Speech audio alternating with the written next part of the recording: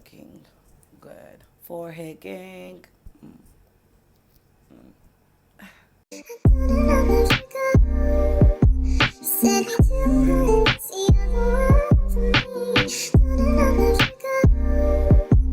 What's up, everyone? Welcome back to another episode with your favorite girl, the everyday Nigerian. So, for today's topic, we're going to be talking about meal prepping as a side hustle. By the way, guys, I have a cold, so if my voice doesn't sound as perfect as it normally does, bear with me. But yeah, what would you say is meal prepping? Now, from my definition, meal prepping would be seen as portioning of food for a particular reason every day of the week. But I went ahead to Google what meal prepping is and I have written it down.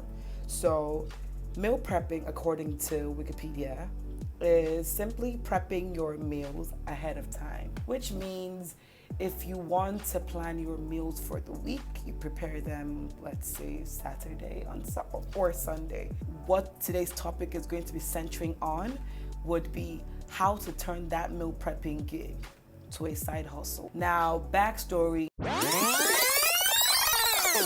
As we all know, in Nigeria, we have a lot of eligible bachelors, okay?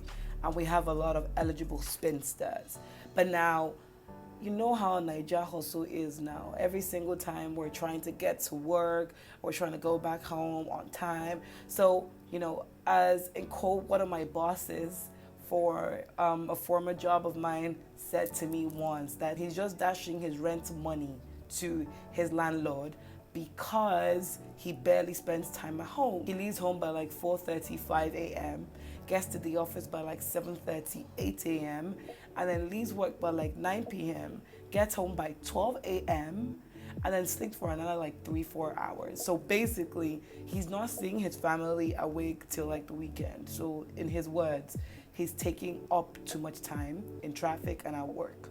But now, imagine a man like that not having the adequate meal. I'm sure his wife would find it very difficult making meals for him in the morning. So this is where meal prepping comes into play. Now, what I would tell you is because of this meal prepping gig that most people do, what I would advise for other entrepreneurs that are looking for side hustles is finding a list of eligible bachelors or eligible spinsters or people that find it too tedious to cook over the weekend, during the week, and giving them your menu and seeing how best you can give them subsidized meals. Now, we are going into the frequently asked question. Is it healthy? Yes, it is. It promotes portion control as well as maintain a healthy weight check for the individual, meaning that it helps you do portion control for your food as well as helps you lose pounds. For those of you that are trying to lose weight, this is a very good thing to do. Number 2 is, how long does a meal prep meal last in the fridge? Honestly, based on Wikipedia and experience, 3 to 5 days. Why we say 3 to 5 days is you don't want to eat stale rice, or you don't want to eat rice that was cooked 4 or 5 days ago. Eat it while it's fresh. Now, for people that would want food fresh, they tell you to meal prep on Sundays and on Wednesdays, so your food is at least 2-3 days fresh. Now, how to start your meal prepping business? I'm gonna list out 5 tips on how to start your meal prepping business. So, number 1 is create a business plan. What does this mean? It means you have to figure out why it is you're creating this business. Like I said, you're catering to people that don't find the time to, prep meals during the week. So this is a good plan. Now, you also have to look at, what type of meals you're trying to prepare. Would you do a standardized meal or would you do a custom meal? Standardized means everybody that you're serving will eat rice on Monday and we eat eba on Tuesday. I'm just giving an example. I'm not saying you should go and cook eba for them. Are you gonna create the standardized meals for your customers, or are you going to custom order? Meaning that for every client that you meet, sorry, my cold.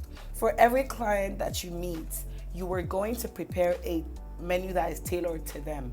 Meaning that if you are meeting maybe an Otedola today, your Otedola will tell you, okay, I want sushi on Mondays, I want salmons on Tuesdays, I want, smoked chicken on Wednesdays with mashed potatoes.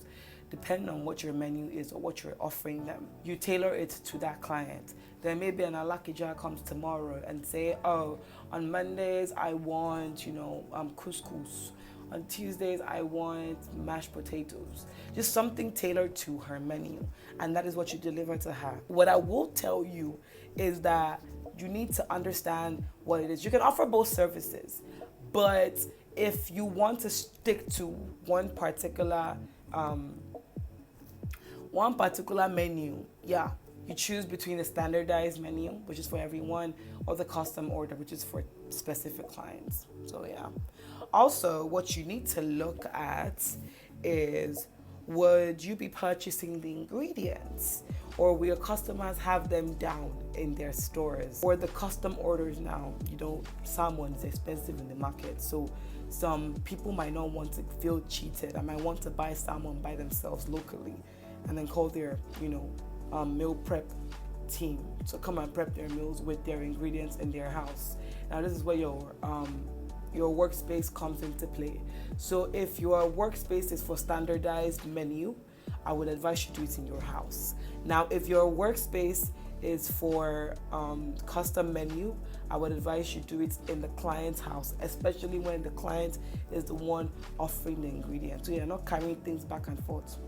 You get my drift. Now, what are your startup costs? What is your rent cost? If you're going to get a custom place or a workspace for yourself, what would your rent cost be?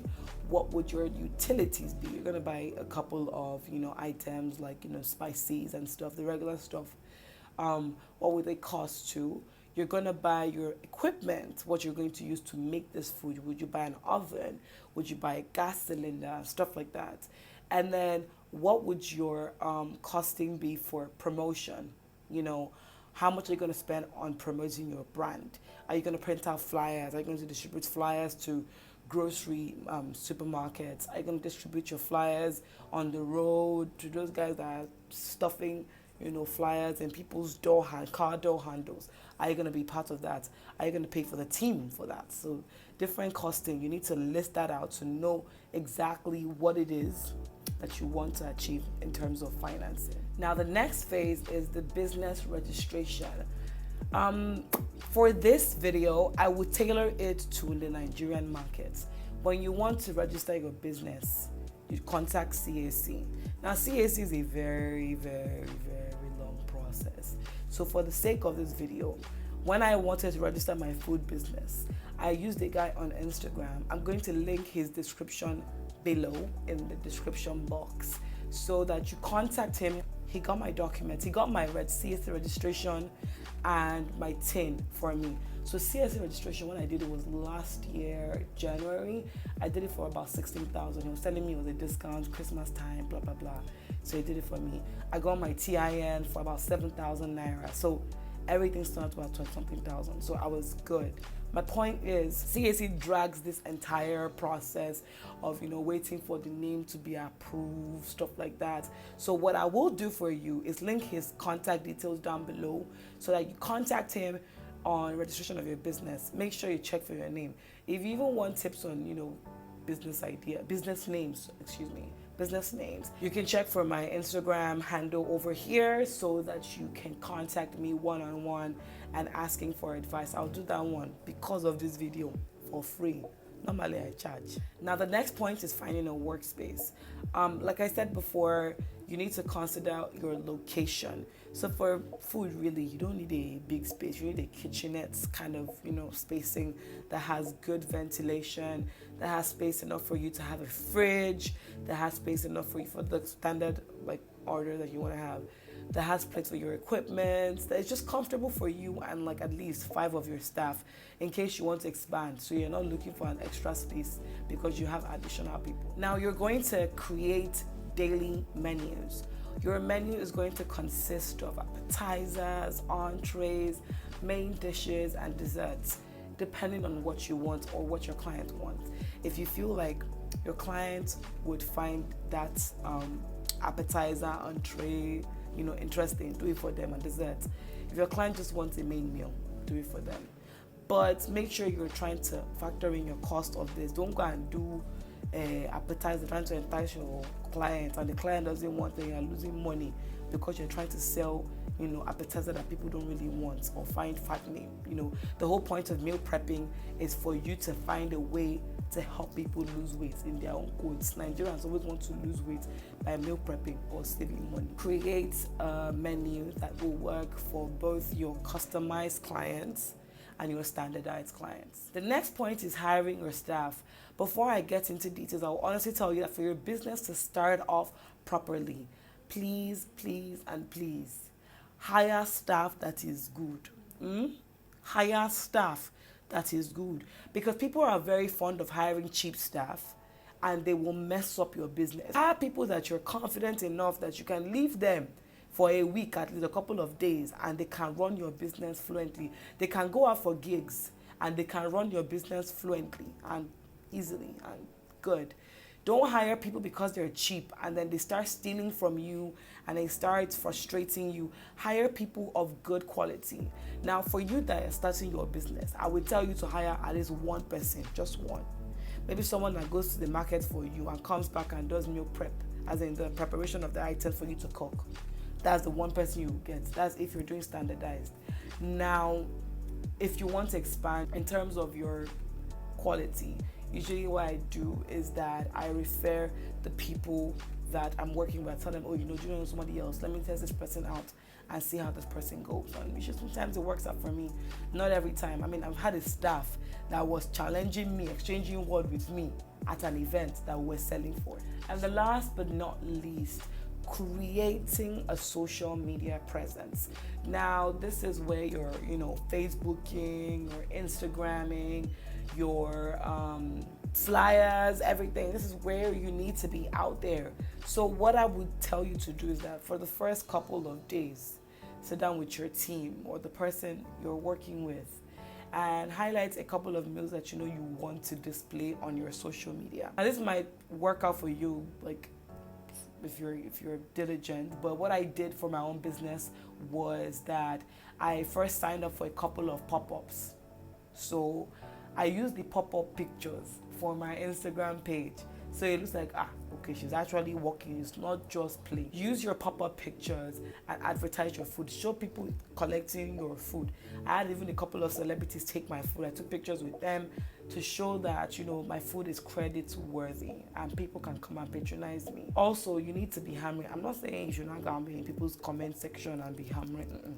That thing is very annoying. Don't do it. What you can do sponsored ads on Instagram and sponsored ad on Facebook. You can even pay Google for Google ads, so that whenever people pick up their phones, you're seeing your ads for your food. Or you can go to grocery, supermarkets, you can go to restaurants, you can go to shopping malls. Put your flyers or speak to the owners of different stores. Put your flyers out there and you'll be surprised, your clientele will grow. I would tell you that your business is not set to kick off like in the first month. As an entrepreneur, you have to get your mindset ready and know that not every business will kick off immediately. Sometimes it takes a while for you to build your clientele. For me, it took me about 3 or 4 pop-ups before I got a chance at GT Bank Food Fair and stuff like that. So just make sure that you have an idea of, this is not going to kick off immediately. So don't center all your income and everything inside it. Make sure that, you have at the back of your mind, this is what I'm working towards, and it's going to kick off officially very soon and will make you a lot of money. But like I said, a lot of people right now in the country are looking for easier ways to make meals. This is what some caterers are even delivering to different offices. Yeah, and they're making money. So what I will tell you is that this as a side hustle, A1, okay, fantastic business idea. Just make sure that you focus on these solid points that I've listed and you should be good. Well, guys, I hope I was able to tell you and convince you on this particular side hustle. Don't forget to leave a comment below on your opinions on what this or what more I should add to this type of side hustle, send me a DM or an email if you want further insights into this business hustle. By the way, you can register at the 10 Club, the Everyday Nigerian Club, and have one-on-one strategy calls and consultations on what to do to get into these businesses or how to bring your business idea to life. But until then, it's bye.